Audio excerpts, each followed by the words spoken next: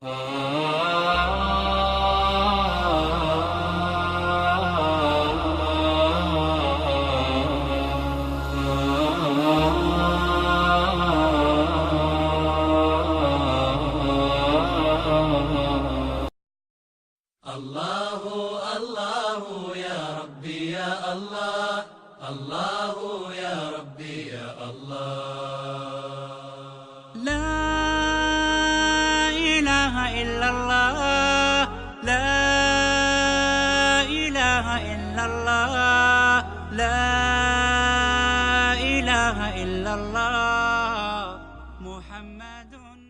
رہبانیت کی دعوت ہے۔ 588 کا حوالہ سنیے، یہی فضائل صدقات کہتے ہیں۔ جنید بغدادی نے کہا ہمارے سری سختی جو پیر تھے 98 برس تک کسی نے اس کو موت کے علاوہ بستر پہ لیٹے ہوئے نہیں دیکھا۔ 98 برس تک کھڑے ہو کر عبادت کرتے رہے۔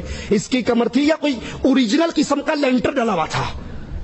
رسول اللہ صلی اللہ علیہ وسلم تو فرماتے ہیں میری بیویاں ہیں، میرے بچے ہیں، میں ان کے پاس ان کا حق ادا کرتا ہوں، رات کو سوتا ہوں جاگتا ہوں۔ عائشہ اپنا ہاتھ پھیلاتی ہیں، رسول اللہ کو تلاش کرنے کے لیے دیکھتی ہیں بستر خالی ہے۔ نبی تو سوتے بھی تھے، جاگتے بھی تھے، نماز بھی پڑھتے تھے، اور 98 برس تک لیٹنا نہ، جاگتے رہنا، 12 برس تک ایک ہی وضو سے نماز پڑھنا، یہ رسول اللہ کی دعوت نہیں بلکہ فضائل اعمال کی یہ دعوت صوفیت کی دعوت ہے۔ اللہ سے دعا ہے اللہ ہماری خطاؤں کو معاف فرمائے، اللہ ہمیں سچ کہنے، سننے، عمل کرنے، پھر اہل شرک سے، اہل بدعت سے برات کرنے کی توفیق عطا فرمائے۔ پھر بیٹی کا رشتہ دیتے ہوئے یہ نہ کہیں کوئی گل نہیں، ڈاکٹر تو ہے نا، انجینئر تو ہے۔ اگر وہ مشرک ہے اپنی بچی کو گھر بٹھا کر بوڑھی کر کے مار لو، یہ غیرت برداشت کر لو، لیکن کسی مشرک کے ہاتھ میں معاہدہ کا ہاتھ نہ دو۔ اقول قولی ھذا واستغفر اللہ لی ولکم ولسائر المسلمین۔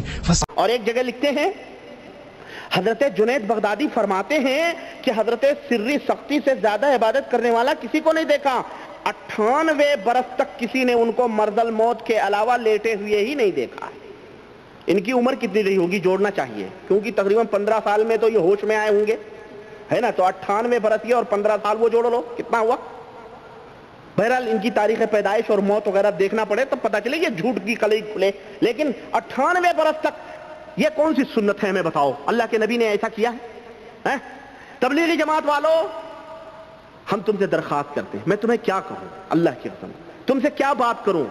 تم سے بات کرنا بھی میں اپنی توہین سمجھتا ہوں۔ کیوں؟ اس لیے کہ تم جاہل ہو، تمہیں پتہ نہیں، حقیقت کا پتہ نہیں، تم الٹا تعصب دل میں ڈالتے ہو، الٹا تم بجائے جو ہے عمل کرنے کے، تسلیم کرنے کے، عناد اور بغض اپنے دلوں میں کرتے ہو۔ تم جاہل ہو، اس لیے تم علم حاصل کرو، ہم یہ کہتے ہیں۔ اور یہ باتیں جو ہم کہہ رہے ہیں یہ تمہارے امیروں سے کہہ رہے ہیں جو بڑے بڑے عالم بنے بیٹھے ہوئے ہیں۔ اولاً تو اس میں عالم ہی نہیں، 96-98% تو جب جاہل ہیں، 1-2% جو بیچارے جن کو کہیں نوکری وکری نہیں ملتی، جو کسی لائق نہیں ہوتے، وہ امیر بن جاتے ہیں۔ کوئی رائمنڈ شریف میں بیٹھ گیا تسبیح لے کے، اور کوئی نظام الدین مرکز میں بیٹھ گیا، یا ادھر ادھر جو انہوں نے ٹھیکے لگائے ہوئے۔ بس یہ جاہل، ان کو بھی کچھ پتہ نہیں ہوتا ہے۔ آتا ہے بخار، ان کو بخاری نہیں آتی، یہ بخار آتا ہے، ان کو بخاری نہیں آتی۔ تو ایسے لوگ تبلیغی جماعت میں دارالعلوم دیوبند کی سندیں لے کے، فلانے مظاہر علوم کی سندیں لے کے گھومتے ہیں۔ تو ان سے میں ان سے کہتا ہوں کہ یہ باتیں تم نہیں سوچتے ہو، تمہیں عقل نہیں آتی۔ اور سنو، یہ کیا ہے؟ یہ کہ 98 برس تک کسی نے ان کو مرض الموت کے علاوہ لیٹے ہوئے نہیں دیکھا۔ ملک الموت کو چاہیے تھا انہیں کھڑے کھڑے پارسل کر دیتا، اچھا تھا۔ اس وقت کیوں لیٹنے کی ان کو مہلت دی؟ اس وقت بھی نہیں لیٹنا چاہیے تھا ان کو، اللہ کے دربار میں کھڑے کھڑا۔ یہ عذاب ہے ایسے لوگوں پر جو اللہ نے مسلط کیا ہوا ہے، ان کی زندگی میں یہ جہنم میں بھی اسی طرح رہیں گے۔ کیوں؟ اس لیے کہ جو ہمارے نبی کی سنتوں سے منہ موڑتے ہیں اور ہمارے نبی کے خلاف عمل کرتے ہیں، اللہ تعالیٰ ان اعمال کو قبول نہیں فرماتا ہے۔ سنو اور سنو، لکھتے ہیں کہ بسم اللہ الرحمن الرحیم۔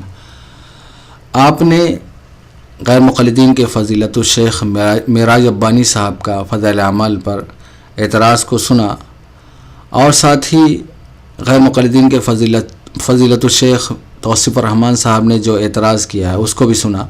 ہم انشاءاللہ ان کے اعتراضات کا تفصیلاً جائزہ لیں گے۔ سب سے پہلے فضیلت الشیخ معراج ربانی صاحب فرماتے ہیں اس واقعے کے سلسلے میں کہ تاریخ پیدائش اور موت دیکھنا پڑے گا تو جھوٹ کی قلعی کھلے گی۔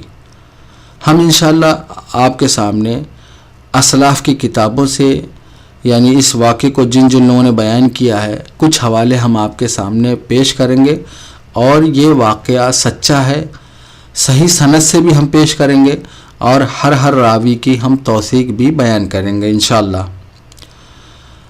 آئیے سب سے پہلے جن کا واقعہ یہ بیان ہوا ہے، سری سقطی رحمۃ اللہ علیہ، یہ کون پرسنالٹی، کون شخصیت ہے، سب سے پہلے ہم ان کے بارے میں بیان کرتے ہیں۔ سری سقطی رحمۃ اللہ علیہ جن کا واقعہ بیان ہوا ہے، ان کے بارے میں علامہ ذہبی رحمۃ اللہ علیہ سیر اعلام النبلاء میں وفات 748 ہجری جلد نمبر 12 صفحہ نمبر 186 پر ان کے بارے میں کیا لکھتے ہیں ان کے بارے میں: امام، قدوہ، شیخ الاسلام۔ ایسے ہی تاریخ الاسلام میں علامہ ذہبی رحمۃ اللہ علیہ جلد نمبر 6 صفحہ نمبر 88 پر ان کے بارے میں لکھتے ہیں: اپنے زمانے کے اولیاء کے علم، یعنی جھنڈا، یعنی سردار تھے۔ وہ کون ہیں؟ اپنے زمانے کے اولیاء کے سردار تھے۔ کون؟ سری سقطی رحمۃ اللہ علیہ۔ یہ کون لکھ رہے ہیں؟ اسماء الرجال کے اسپیشلسٹ ماہر علامہ ذہبی رحمۃ اللہ علیہ۔ آئیے ان کے بارے میں معراج ربانی صاحب کیا فرماتے ہیں، ایک مرتبہ ہم بیان کر دیتے ہیں۔ آپ نے ویڈیو میں تو سن ہی لیا ہے۔ غیر مقلدین کے فضیلت الشیخ معراج ربانی صاحب کہتے ہیں: یہ عذاب ہے ایسے لوگوں پر جو اللہ نے مسلط کیا ہوا ہے ان کی زندگی میں۔ یہ ان کے بارے میں فرما رہے ہیں۔ کن کے بارے میں؟ سری سقطی رحمۃ اللہ علیہ کے بارے میں نعوذ باللہ من ذالک فرما رہے ہیں، اور آگے بڑی سخت بات فرماتے ہیں: یہ جہنم میں بھی اسی طرح رہیں گے، نعوذ باللہ من ذالک۔ اب یہ ایسی پرسنالٹی جن کے بارے میں سری سقطی رحمۃ اللہ علیہ کے بارے میں علامہ ذہبی رحمۃ اللہ لکھتے ہیں: شیخ الاسلام ہے، قدوہ ہیں، امام ہیں، اپنے زمانے کے اولیاء کے علم ہیں، ان کے بارے میں یہ کیا فرماتے ہیں کہ نعوذ باللہ من ذالک، یعنی فضیلت الشیخ معراج ربانی صاحب، کہ جہنم میں بھی نعوذ باللہ من ذالک اسی طرح رہیں گے۔ فضیلت الشیخ معراج ربانی صاحب آپ اسلاف کے بغض میں کس حد تک بھرے ہوئے ہیں کہ ایسی سی باتیں آپ فرما دیتے ہیں۔ آئیے ابن تیمیہ رحمۃ اللہ علیہ، جن کو شیخ الاسلام کہا جاتا ہے، مجموع الفتاوی میں، یعنی ابن تیمیہ رحمۃ اللہ علیہ جلد نمبر 11 صفحہ نمبر 341 پر سری سقطی رحمۃ اللہ علیہ کو ائمہ مشائخ الکبار میں شمار کیا ہے، یعنی سری سقطی رحمۃ اللہ علیہ کو ائمہ مشائخ الکبار میں سری سقطی رحمۃ اللہ علیہ کو شمار کیا ہے۔ کون؟ شیخ الاسلام ابن تیمیہ رحمۃ اللہ علیہ۔ اب آپ کو اندازہ ہو گیا ہوگا کہ فضیلت الشیخ معراج ربانی صاحب کن پرسنالٹی اور کس شخصیت کے بارے میں اتنی سخت بات فرما رہے ہیں۔ یہ بات اس وجہ سے فرما رہے ہیں کہ ان کو صرف فضائل اعمال سے، مولانا زکریا رحمۃ اللہ علیہ سے اور تبلیغی جماعت سے بغض اور دشمنی ہے، جس کی بنیاد پر یہ اسلاف سے ایسا بغض دکھا رہے ہیں۔ آئیے واقعہ، یعنی جو مولانا زکریا رحمۃ اللہ نے بیان کیا ہے، یہ اس کی سند کیسی ہے، کیا یہ سچا واقعہ ہے؟ اس کے سب سے پہلے ہم آپ کے سامنے تاریخ بغداد علامہ خطیب بغدادی رحمۃ اللہ علیہ وفات 463 ہجری جلد نمبر 10 صفحہ نمبر 260 پر یہی بات نقل کی ہے کہ 98 برس تک موت کے علاوہ ان کو لیٹنے کی نوبت نہیں آئی۔ سب سے پہلے جو راوی ہیں، یعنی علامہ خطیب بغدادی رحمۃ اللہ علیہ نے جن سے نقل کیا ہے، وہ ہیں ابو نعیم رحمۃ اللہ علیہ ہیں۔ یہ ثقہ ہیں اور ان کی ثقات ہمیں بیان کرنے کی ضرورت نہیں۔ دوسرے جن سے انہوں نے بیان کیا ہے وہ جعفر خلدی رحمۃ اللہ علیہ، یہ بھی ثقہ ہیں۔ دیکھیے حوالہ دلیل المغنی ابو طیب نائف جلد نمبر 1 صفحہ نمبر 162 پر، وہاں پر انہوں نے ان کے بارے میں بہت سے ائمہ کے اقوال تھے، ان کے ثقاہت کو نقل کیا ہے، جیسے خطیب بغدادی رحمۃ اللہ علیہ کے حوالے سے نقل کیا ہے کہ انہوں نے ثقہ کہا ہے، ابن جوزی رحمۃ اللہ نے ثقہ کہا ہے، ابن کثیر رحمۃ اللہ نے ثقہ کہا ہے۔ تیسرے جو راوی ہیں جنید بغدادی رحمۃ اللہ علیہ، ان کے بارے میں ابن تیمیہ رحمۃ اللہ علیہ کیا فرماتے ہیں؟ مجموع الفتاوی ابن تیمیہ رحمۃ اللہ علیہ جلد نمبر 14 صفحہ نمبر 355 پر ابن تیمیہ رحمۃ اللہ لکھتے ہیں کہ جنید رحمۃ اللہ علیہ جو اس واقعے کے راوی ہیں، جنید رحمۃ اللہ علیہ جو اہل معرفت اور تصوف میں سے تھے، جو ان کے طریقے پر چلے وہ یقیناً ہدایت اور نجات اور سعادت پا گیا۔ یہ ابن تیمیہ رحمۃ اللہ علیہ جنید بغدادی رحمۃ اللہ علیہ کے بارے میں فرما رہے ہیں۔ اس سے پتہ چلا کہ یہ واقعہ جو ہے سچا ہے، کیونکہ علامہ خطیب بغدادی رحمۃ اللہ علیہ یہ بھی ثقہ ہے، ایسے ابو نعیم رحمۃ اللہ علیہ یہ بھی ثقہ ہے، جعفر خلدی رحمۃ اللہ علیہ یہ بھی ثقہ ہے، اور جنید بغدادی رحمۃ اللہ علیہ کے بارے میں آپ نے سن ہی لیا کہ ابن تیمیہ رحمۃ اللہ علیہ کیا فرماتے ہیں۔ اس سے پتہ چلا کہ یہ واقعہ سچا اور صحیح سند سے ثابت ہے۔ دوسرا حوالہ رسالہ القشیریہ، امام قشیری رحمۃ اللہ علیہ وفات 465 ہجری، جلد نمبر 1 صفحہ نمبر 45 پر سند کے ساتھ اسی بات کو بیان کیا ہے۔ تیسرا حوالہ احیاء العلوم، امام غزالی رحمۃ اللہ علیہ وفات 505 ہجری، جلد نمبر 4 صفحہ نمبر 409۔ چوتھا حوالہ تبصرہ ابن جوزی رحمۃ اللہ علیہ وفات 597 ہجری، جلد نمبر 2 صفحہ نمبر 284۔ ایسے ہی پانچواں حوالہ تاریخ بغداد و ذیولہ، خطیب بغدادی رحمۃ اللہ علیہ اور ابن نجار رحمۃ اللہ علیہ، جلد نمبر 9 صفحہ نمبر 90 پر سند کے ساتھ اسی بات کو بیان کیا ہے۔ چھٹا حوالہ صفت الصفوہ ابن جوزی رحمۃ اللہ علیہ وفات 597 ہجری، جلد نمبر 1 صفحہ نمبر 501 پر، لیکن یہاں پر انہوں نے 98 برس لکھا ہے کہ 98 برس وہ 78 برس تک ان کو لیٹنے کی نوبت نہیں آئی، لیکن ابن جوزی رحمۃ اللہ علیہ نے اپنی کتاب المنتظم میں سند کے ساتھ نقل کیا ہے کہ 98 برس تک لیٹنے کی نوبت نہیں آئی، لیکن صفت الصفوہ میں انہوں نے 78 سال لکھا ہے۔ چھٹا حوالہ بریقت محمودیہ ابو سعید خادمی رحمۃ اللہ علیہ وفات 1156 ہجری، جلد نمبر 1 صفحہ نمبر 111۔ آٹھواں حوالہ تاریخ دمشق ابن عساکر رحمۃ اللہ علیہ وفات 571 ہجری، جلد نمبر 20 صفحہ نمبر 178 179، دو سند کے ساتھ اسی بات کو بیان کیا ہے۔ نواں حوالہ بغیت الطلب کمال الدین ابن عدیم رحمۃ اللہ علیہ وفات 660 ہجری، جلد نمبر 9 صفحہ نمبر 4225۔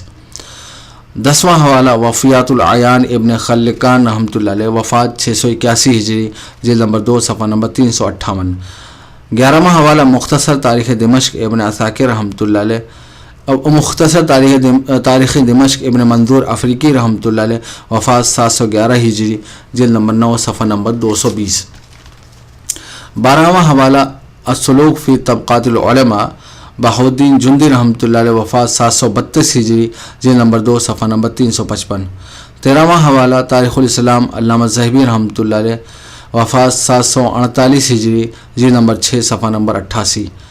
14واں حوالہ وافی بالوفیات علامہ صفدی رحمۃ اللہ علیہ وفات 764 ہجری، جلد نمبر 15 صفحہ نمبر 85۔ 14واں حوالہ طبقات اولیاء ابن ملقن رحمۃ اللہ علیہ وفات 804 ہجری، جلد نمبر 1 صفحہ نمبر 161۔ ایسے ہی 16واں حوالہ سیر اعلام النبلہ علامہ ذہبی رحمۃ اللہ علیہ وفات 748 ہجری، جلد نمبر 9 صفحہ نمبر 533۔ 17واں حوالہ توضیح المشتبہ ابن ناصر الدین رحمۃ اللہ علیہ وفات 842 ہجری، جلد نمبر 5 صفحہ نمبر 80۔ 18واں حوالہ لسان المیزان ابن حجر اسقلانی رحمۃ اللہ علیہ وفات 852 ہجری، جلد نمبر 3 صفحہ نمبر 14۔ 19واں حوالہ العلام علامہ زرکلی رحمۃ اللہ علیہ وفات 1396 ہجری، جلد نمبر 3 صفحہ نمبر 82۔ 20واں حوالہ المنتظم ابن جوزی رحمۃ اللہ علیہ وفات 597 ہجری، جلد نمبر 12 صفحہ نمبر 67 سند کے ساتھ۔ 20واں حوالہ البدایہ والنہایہ ابن کثیر رحمۃ اللہ علیہ وفات 774 ہجری، جلد نمبر 11 صفحہ نمبر 18۔ 21واں حوالہ نجوم الظاہرہ یوسف تقزی رحمۃ اللہ علیہ وفات 874 ہجری، جلد نمبر 2 صفحہ نمبر 339۔ 22واں حوالہ شذرات الذہب ابن عماد رحمۃ اللہ علیہ وفات 1089 ہجری، جلد نمبر 3 صفحہ نمبر 241۔ ایسے ہی 24واں حوالہ مرآت الزمان ثبت ابن جوزی رحمۃ اللہ علیہ وفات 654 ہجری، جلد نمبر 15 صفحہ نمبر 307۔ 25واں حوالہ مسالک الابصار شہاب الدین رحمۃ اللہ علیہ وفات 749 ہجری، جلد نمبر 8 صفحہ نمبر 76۔ 26واں حوالہ رہبان اللیل سید بن حسین عفانی، جلد نمبر 1 صفحہ نمبر 474۔ ایسے ہی 27واں حوالہ کتاب التہجد عبدالحق اشبیلی رحمۃ اللہ علیہ، وفات 581 ہجری، صفحہ نمبر 253، صفحہ نمبر 254۔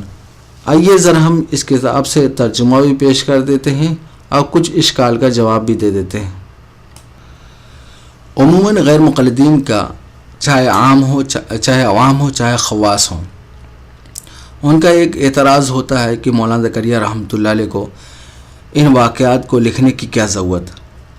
پہلی بات، اس اعتراض کے جواب دینے کی ضرورت نہیں، لیکن ہم ایک وضاحت کر دیتے ہیں۔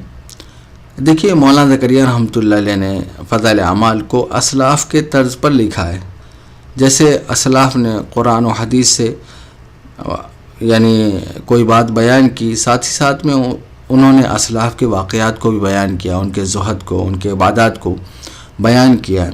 مثال کے طور پر جیسے عبدالحق اشبیلی رحمۃ اللہ علیہ بہت بڑے محدث ہیں، بہت بڑے اسکالر ہیں۔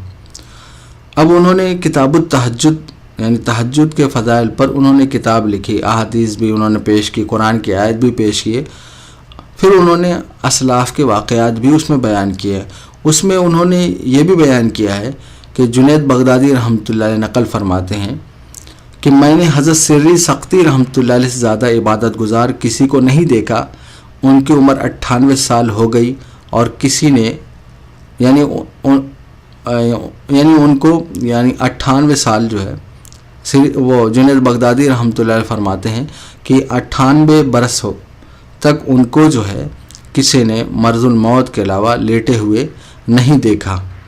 یعنی یہ جنید بغدادی رحمۃ اللہ علیہ نقل کر رہے ہیں کہ 98 برس تک ان کو کسی نے لیٹے ہوئے نہیں دیکھا مرض الموت کے علاوہ۔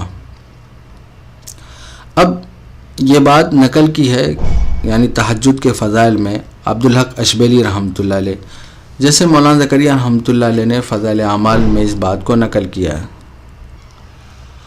آگے عبدالحق اشبیلی رحمۃ اللہ علیہ نے بڑی پیاری اس بات کی وضاحت کی ہے، جس سے توصیف الرحمن صاحب کے اعتراض اور معراج ربانی صاحب کا جو بھی اعتراض ہے وہ سب ختم ہو جائے گا۔ محدث کبیر علامہ عبدالحق اشبیلی رحمۃ اللہ علیہ اس عبارت کے بعد فرماتے ہیں کہ شیخ جنید بغدادی رحمۃ اللہ علیہ کی مراد یہ ہے کہ یہ ان کے اکثر احوال و غالب معمول تھا، کیونکہ اگر وہ سحر کے وقت تھوڑا سا آرام کر لیتے تو یہ ان کے کہنے کے خلاف نہیں ہو جاتا، کیونکہ تھوڑی سی چیز کا کوئی اعتبار نہیں کیا جاتا، اور عرب لوگ معمولی چیز کا اعتبار نہیں کرتے۔ ایسا کہا جاتا ہے فلاں کے پاس مال میں سے کوئی بھی چیز نہیں ہے اگرچہ اس کے پاس تھوڑا سا مال موجود ہوتا ہے، جیسا کہ حاجت سے زائد ایک کپڑا یا ایک درہم و دینار یا کوئی سا سامان جس کے لیے وہ اس وقت محتاج نہیں ہوتا۔ کتاب التہجد حافظ عبدالحق اشبیلی رحمۃ اللہ علیہ، وفات 581 ہجری، صفحہ نمبر 253۔ اس سے پتہ چلا کہ خود شیخ جنید بغدادی رحمۃ اللہ علیہ قول بھی اس پر دلالت کرتا ہے، کیونکہ انہوں نے یہ نہیں فرمایا کہ وہ 98 سال تک سوئے نہیں، بلکہ یہ فرمایا کہ ان کو 98 سال تک سویا ہوا نہیں دیکھا گیا۔ بس اس کا مطلب واضح ہے کہ وہ اتنا کم سویا کرتے تھے کسی نے دیکھا ہی نہیں۔ یہ پوری عبارت کی وضاحت عبدالحق اشبیلی رحمۃ اللہ علیہ عبدالحق اشبیلی رحمۃ اللہ علیہ صاف یعنی پوری بات کی وضاحت فرما دی کہ عرب کے لوگ جو ہے اس طرح کے الفاظ، اس طرح کے جملے یوز کرتے تھے، یعنی جو اکثر غالب طور پر پیش آتا تھا۔ اسی وجہ سے انہوں نے یہ پوری وضاحت فرمائی عبدالحق اشبیلی رحمۃ اللہ علیہ۔ جیسے عبدالحق اشبیلی رحمۃ اللہ علیہ کتاب التہجد میں اس بات کو بیان کیا ہے فضائل کے طور پر، مولانا زکریا رحمۃ اللہ علیہ نے بیان کر دیا، تو مولانا زکریا رحمۃ اللہ علیہ نے کون سا غلط کر دیا؟ آئیے ذرا ہم مولانا زکریا رحمۃ اللہ علیہ کی زبانی ہی کچھ جواب دے دیتے ہیں تاکہ پوری بات کی وضاحت ہو جائے۔ مولانا زکریا رحمۃ اللہ علیہ فضائل حج صفحہ نمبر 253 پر لکھتے ہیں، اور بہت اہم عبارت ہے جس کو پڑھنے کے بعد انشاءاللہ سارا مسئلہ ہی حل ہو جائے گا۔ لکھتے ہیں صاحب روز لکھتے ہیں جلب منفعت اور دفع مضرت کے اسباب کا اختیار کرنا ہی طریقہ جمہور انبیاء اور جمہور اولیاء کا ہے، لیکن اس سے ان اولیاء کرام پر جو مضرتوں سے نہ بچتے تھے اور اپنے لیے اسباب اختیار نہ فرماتے تھے اعتراض نہیں ہو سکتا، اس لیے کہ حضور اقدس صلی اللہ علیہ وسلم شریعت مطہرہ پر چلانے والے تھے، اس لیے ایسے سہل راستے پر چلاتے تھے جس میں عوام و خاص سب چل سکیں، اور اگر قافلوں کا چلانے والا کسی ایسے مشکل راستے پر قافلے کو لے جائے جس پر وہ خود تو اپنی قوت سے چل سکتا ہو لیکن قافلے کی اکثریت اس راستے کی متحمل نہ ہو تو قافلہ والوں کے اوپر مہربان شمار نہ ہوگا۔ اور حضور صلی اللہ علیہ وسلم کی عالی شان خود حق سبحانہ و تقدس نے یہ بتائی، قرآن کی آیت سورہ توبہ، اس میں اللہ تعالیٰ فرماتا ہے جس کے ترجمہ ہے، اے لوگو تمہارے پاس ایک ایسے پیغمبر تشریف لائے جو تمہاری جنس سے ہیں، جن کو تمہاری مضرت کی بات نہایت گراں گزرتی ہے، تمہاری منفعت کے بڑے خواہش مند رہتے ہیں، یہ بات تو سب کے ساتھ ہے، پھر بالخصوص مومنین کے ساتھ تو بڑے شفیق اور مہربان ہیں۔ پس اگر قافلے کے قوی لوگ کسی مصلحت سے سخت راستہ کو اختیار کر لیں تو قافلہ کا لے جانے والا ان کو نہ روکے گا۔ روز کے حوالے سے بیان کیا۔ یہی وجہ ہے کہ حضور صلی اللہ علیہ وسلم اماموں کو طویل نماز پڑھانے پر نہایت شدت سے ڈانٹتے تھے اور یہ ارشاد فرماتے تھے، جو امام بنے وہ ضرور ہلکی نماز پڑھے، اور جو اپنی تنہا نماز پڑھے وہ جتنی چاہے لمبی نماز پڑھے۔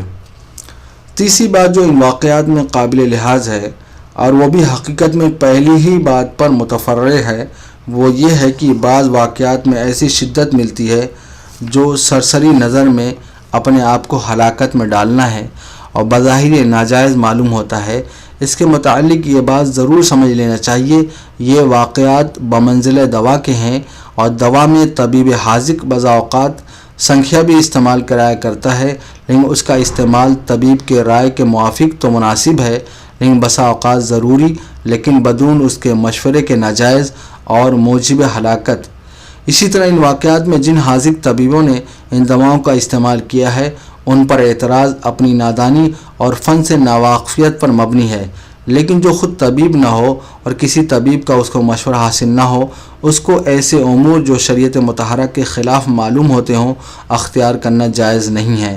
البتہ فن کے ائمہ پر، قواعد سے واقف لوگوں پر اعتراض میں جلدی کرنا، بالخصوص ایسے لوگوں کی طرف سے جو خود واقفیت نہ رکھتے ہوں، غلط چیز ہے، اور ہلاکت میں اپنے آپ کو ڈالنا ہر حال میں ناجائز نہیں ہے۔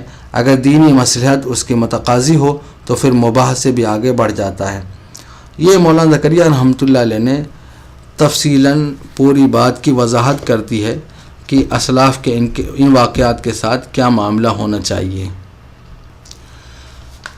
جیسا کہ ہم نے آپ کے سامنے یہ بات جو مولانا زکریا رحمۃ اللہ علیہ نے نقل کی ہے، اسلاف کے سارے ہم نے حوالے پیش کر دیے ہیں کہ کن کن لوگوں نے بیان کیا ہے۔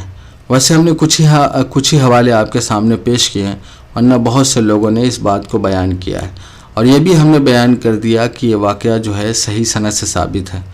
اب کچھ ہم فضیلت الشیخ معراج ربانی صاحب کے شوشے جو انہوں نے چھوڑے ہیں اس کا ہم جواب دے دیتے ہیں۔ وہ معراج صاحب اس واقعے کے اعتراض میں کہتے ہیں 15 سال میں تو ہوش میں آئے ہوں گے، یعنی سری سختی رحمۃ اللہ بارہ میں کہہ رہے ہیں کہ 15 سال میں تو ہوش میں آئے ہوں گے۔ اب پتہ نہیں کہاں سے اصول نکالا کہ 15 سال کی عمر ہوتی تو آدمی ہوش میں آتا ہے، جبکہ حدیث میں ہے کہ جب بچہ 7 سال کا ہو جائے تو نماز کا حکم کرو، اور 10 سال کا ہو جائے تو تنبیہ کے لیے یعنی اس کی پٹائی کرو۔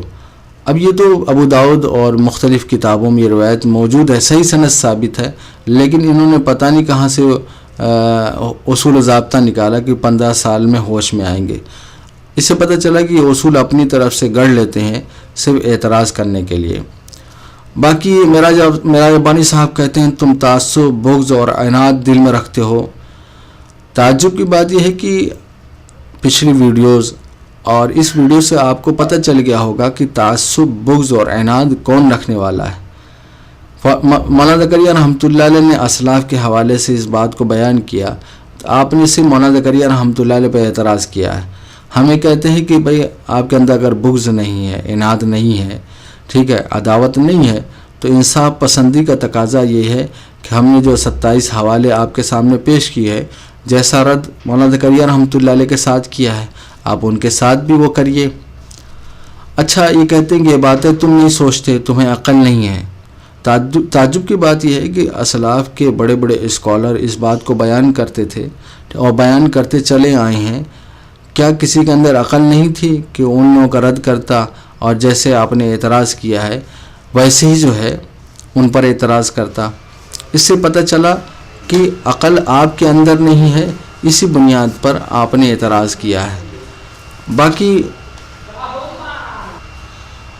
باقی فضیلت الشیخ معراج ربانی صاحب اور توصیف الرحمان صاحب نے کچھ اشکالات اٹھائے ہیں، یعنی سری سختی رحمۃ اللہ علیہ کی اس عبادت پر ہم نے پچھلی ویڈیو میں ان باتوں کا جواب دے دیا ہے، ان کے دہرانے کی ضرورت نہیں، آپ اس کو سن سکتے ہیں۔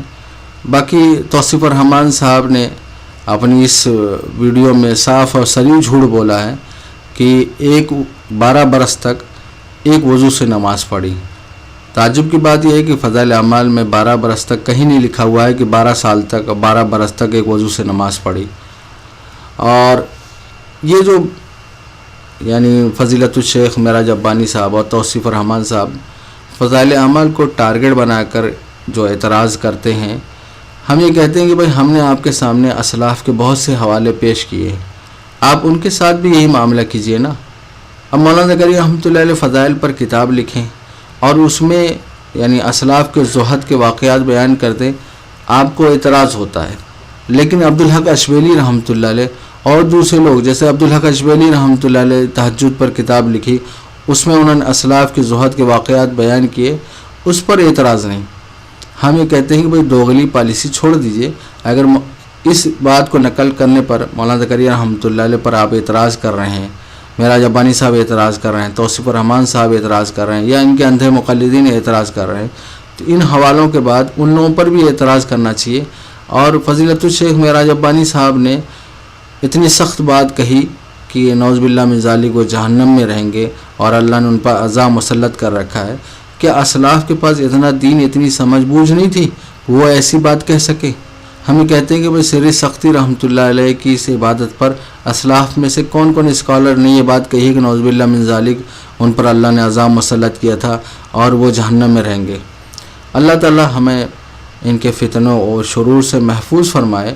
ایک مرتبہ آپ کو پھر اندازہ ہو گیا ہوگا کہ انہوں نے مولانا زکریا رحمۃ اللہ علیہ پر جو اعتراض کیا ہے، صرف مولانا زکریا رحمۃ اللہ علیہ فضائل اعمال کے بغض اور دشمنی میں اعتراض کیا ہے، حسد کی بنیاد پر اعتراض کیا ہے۔ اسی وجہ سے جب اتنے دلائل دے دینے کے بعد پھر بھی ان کے اندھے مقلدین نہیں مانتے، کیونکہ حسد اور بغض ان کے اندر بھرا ہوا ہے۔ اللہ تعالیٰ ان کے فتنے اور شرور سے محفوظ فرمائے، آمین ثم آمین۔ اس کے انشاءاللہ ہم ڈسکرپشن میں دے دیں گے، آپ ڈسکرپشن میں لنک کھول کر دیکھ سکتے ہیں کہ جتنے حوالے ہم نے پیش کیے ہیں صحیح ہیں یا غلط۔